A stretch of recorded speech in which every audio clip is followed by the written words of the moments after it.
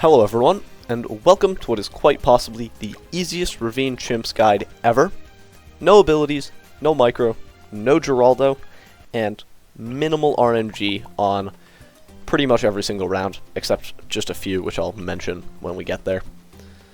First, we have by far the hardest part of this run, which cannot be made any easier, so please don't ask for it in the comments. The 3 starting darts. These guys are very, very precise, and some of them are like somewhat nearly pixel perfect. Not quite pixel perfect, but not that many different pixels will work. This guy just goes as top as possible here, just shove him as high as you can next to the track, while the range border goes through this corner in the tree right here. The corner of the tree should stay inside the range border for most of the tree's animation, so that's just a good visual indicator to look out for to get this spot right. And then we're going to set this guy to strong as well. That's probably the hardest one, by far. Next, these 2 guys aren't too bad. This guy just goes out here in like the middle of space, and the range border should go through this corner of the bridge right here, and this other corner on the other side of the bridge as well. Set this guy to last, and then this 3rd guy just goes as top right as possible. Just shove him in that corner. The spot isn't super precise, maybe a little bit for round 7, but not bad. And if you've gotten these spots right, which, trust me, they are difficult, you should be able to beat round 6 with no issues. Round 7, though, we gotta get our bottom right dart to quick shots, and then we have to utilize the sword up here. There are 2 different ways you can use the sword, one of which, click the sword 23 times before the round starts, and then just 1 time when there is a 1 green bloon remaining to kill the green bloon with the sword. And the other way is to just spam the sword mid-round like I do. I prefer to spam it mid-round, and it should kill that green right there. It needs to kill that one specifically, because this dart cannot pop it. It'll just leave it to a single red, and you'll lose. For round 8, this guy just goes as bottom right as possible here, or if you want a visual indicator to get it, just place it so that the range border goes through this little line in the bridge, while being as right as possible. Set this guy to strong as well, and this round should be a complete joke. And then for round 9, get a 5th dart. This guy just goes as top left as possible here, and set to strong as well. And then round 10, the only thing we have to do mid-round, like this entire run, getting a 6th dart just as top left as possible here.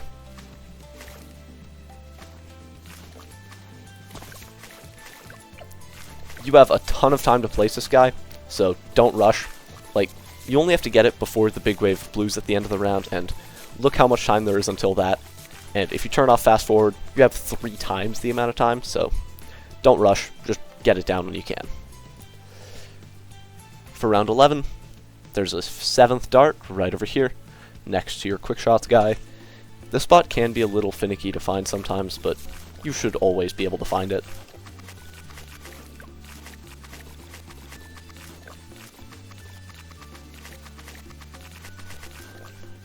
For 14, get very quick shots on your right quick shots dart, and then also get very quick shots on this guy, the first guy we placed down.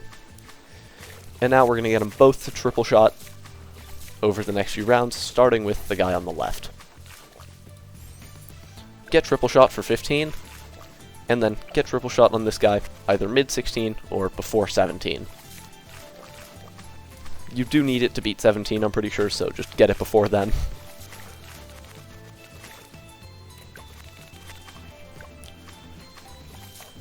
For round 21, get Psy right over here, just as low and as middle as possible, and leave them on first.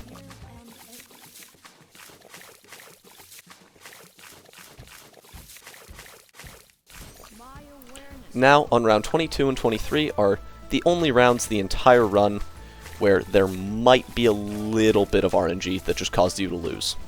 And even then, it's not really RNG, it's more just placement of the darts, but it feels like RNG a lot of the time.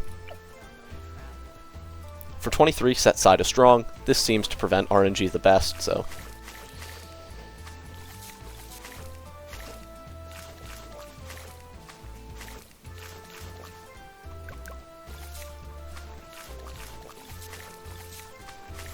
For round 25, set side back to first, and then also just get a spike factory as bottom right as possible here. Technically, you could get really bad spike factory RNG and get close to dying, or like even lose, but right here might be the worst RNG I've ever gotten, and I didn't lose, so you should be fine. For 27, get smart spikes and set it to smart. This should just delete the round. For 28, get a druid right up here. Get hard thorns on it and set it to strong, and this guy is going to be what we use to deal with leads. For 31 here, looks like a weird choice, and it kind of is, but it works really, really well in this setup for some reason. A glue gunner just as top right as possible. Just shove him in that corner. Set him to last, and then upgrade him to a 210 corrosive glue with bigger globs. Corrosive is actually pretty good on this map, because it can just completely eliminate one lane, which is really cool. Oh yeah, for 32, you actually want to get Thorn Swarm before the round. I forgot. Oh well. And then for 34, we get a second spike factory. This guy just goes right over here, kind of precise, and there are 2 visual indicators to help you get the spot right. This guy just goes like this, making sure that the range border touches the inside of this track outline here. Should touch the inside, and it touches the outside of this track outline right over here. It should only fire on the left, which we want because the other lanes are not active right now. For 35, get smart spikes and set it to smart as well. And I think 35 is the best showcase, like this entire run, except maybe 47, of just how good corrosive can be on this map. Like, it's so cheap and just completely destroyed the round. For 36, get jungle druid. And the reason we don't get this guy earlier, even though we definitely can by just switching the order of some upgrades, is so that the vine fires instantly on 36, preventing a lot of RNG. Get bigger stacks on your right spike factory for 37,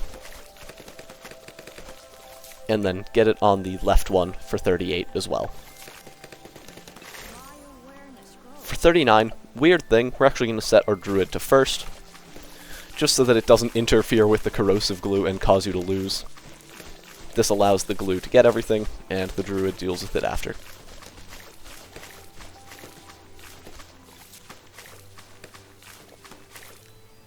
Round 40, quite a few things to do. Get a village right over here, just as right as possible, while still affecting the left spike factory. Upgraded to monkey commerce. And right over here, just as bottom right as possible, while being in discount range, get an alchemist, and upgrade this guy to a 200 acidic mixture dip, which the only thing in range should be the spike factory, and it should just go on it, and you win. Ideally, you actually put your druid on last for 40. I forgot to mention that, because that will prevent some RNG that can happen. And then after that, we're just going to set our druid back to strong. For 42, get brew on your alchemist. And then also get another alchemist right over here, just as low as possible while being in village range. And get him to acidic mixture dip.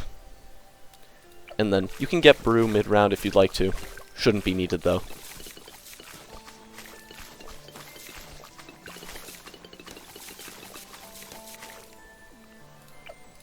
Just get brew for 44. Get jungle drums for 45.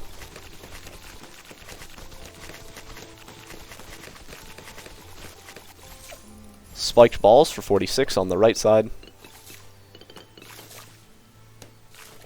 And 47 also showcases corrosive glue very well. It just glues all of the ceramics and lets our druid handle them. You can't get spiked balls for 48 quite yet, but just get it for 49. Make sure your druid is on strong for 49, and then also set your glue to strong, and get perishing potions on your right alchemist. There might be a little bit of RNG on this round, but I've never encountered it. It just seems possible, just based on how close things get on the top side there. For round 50, get stronger stimulant on your right alchemist as well. And yeah, Moab should just promptly get destroyed. Here on 51, we're going to get a wizard right here in the trees. Just as left as possible here. You should be able to fit this guy if you place your alchemist right.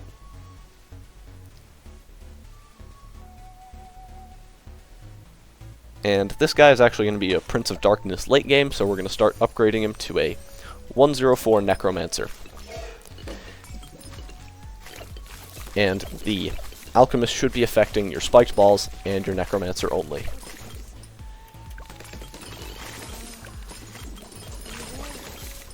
These early 50 rounds seem like they could have some RNG, but I've never encountered it at all.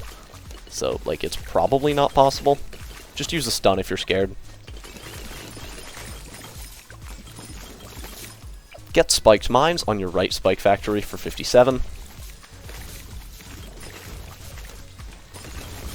And we're also going to get it on our left guy when we can afford it on 63.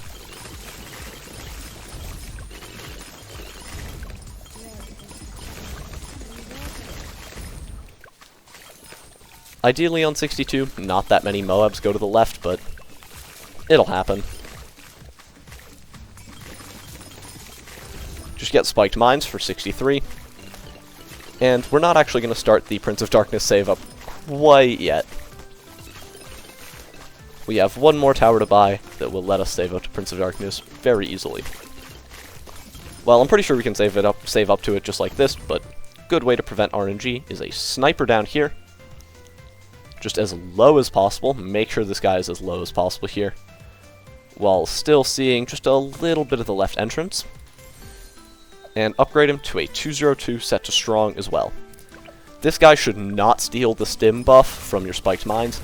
If he does, that is very bad and you should probably restart.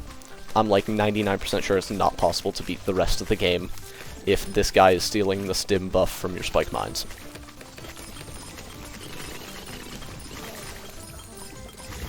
And now we're going to upgrade this guy to a Deadly Precision, and then a main Moab, because this guy is going to be a cripple late game as well.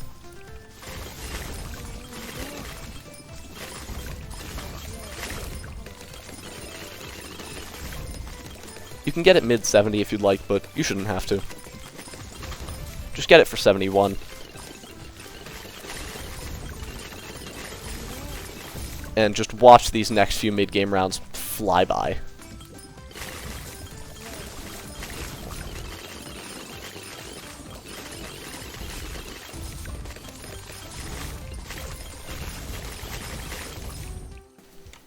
On 76, if you'd like to use a Scream here, go for it, but dual spiked mines can handle it pretty well. Same thing for 78. If you want to Scream the first ceramic wave, go for it. Spiked mines should deal with it, though.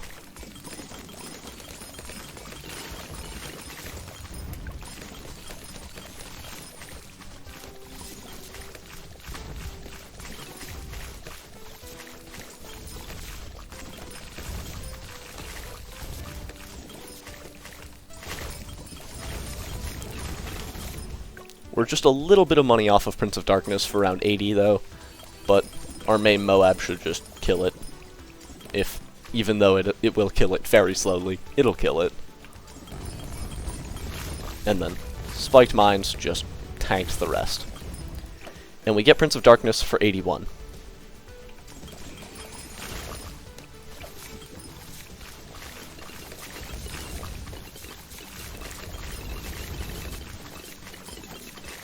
Now, just a few more things before we can go straight for Cripple. We have to get a glue gunner up here, just right over here. 013 Moab glue set to strong, and then a boomerang next to it. And this guy is going to be a 024 Moab press set to strong as well. Should be able to afford that after 82, and yeah, now we're going to start saving up for Cripple.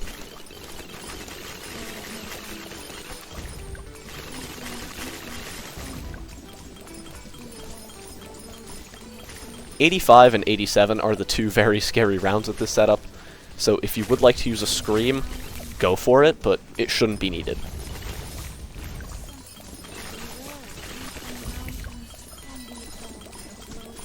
'87 especially can look very close and scary, especially if 3 ZOMGs go on the left side for whatever reason.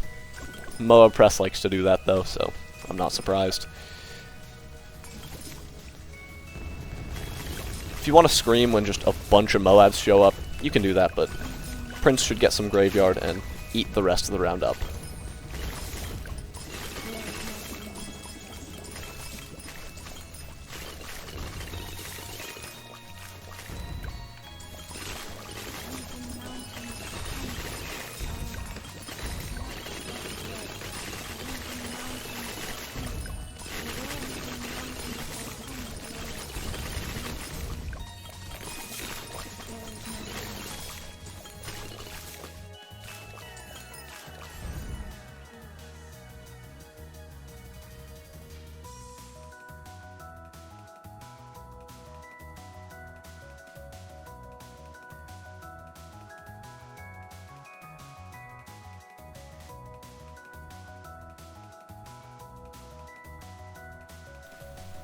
Okay, so for 94, we're going to get Cripple here.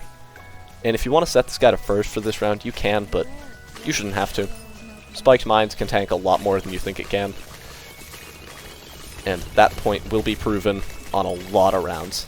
94, 96, 98, and probably 100 as well. On 95, get yourself a village, just as right over here. Just as bottom right as possible. Should still affect both of these guys though. And upgrade it to a 002 Monkey Commerce. And get a second Moab Press right over here. This guy is going to be a 024 as well, set to strong. Normally 204 would be better for this side and just this map in general, but 024 seemed to work better on 98 specifically, so that's cool.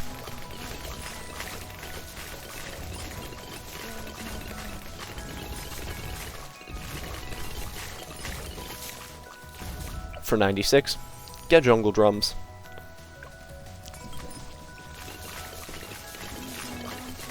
And if you want to set Cripple to first for this round because you're scared of the fortified Moabs, go for it.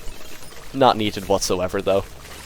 And if you want to Scream the first little bit, also go for it. It literally cannot hurt to do that. For 97, we're going to get a Mortar, just right over here. In discount range, you should be able to fit this guy. If not, just get him somewhere over here as well, but this place works great as well. And get a Shattering Shells, and you'd think we want to target it over here. Nope, we actually want to target it away. We're buying this guy for 98, and we want our Prince of Darkness's Graveyard to have at least a little bit in it for the start of the round, and if we defortify stuff, it won't have anything. Get 024 for 98, plop it right at the front, and just for some RNG prevention, 301 on this alchemist as well.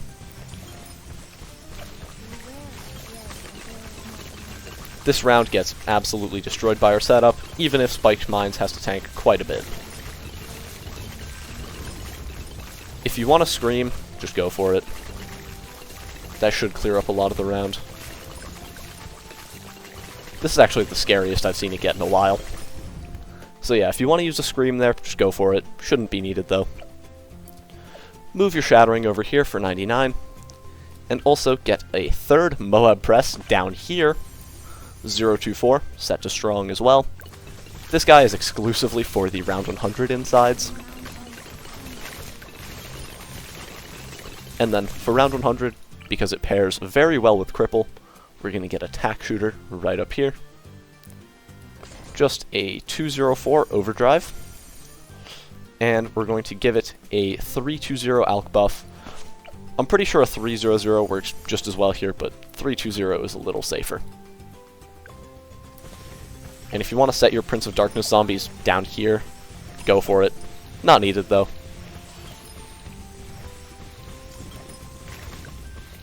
The badge should pop. Cripple and the press should push it back. And boom. With that, you should have your Ravine Chimps Black Border with probably the easiest strat ever, and Prince of Darkness, Cripple, and Psy. I hope this guide helped you out. Have a nice rest of your day, and goodbye.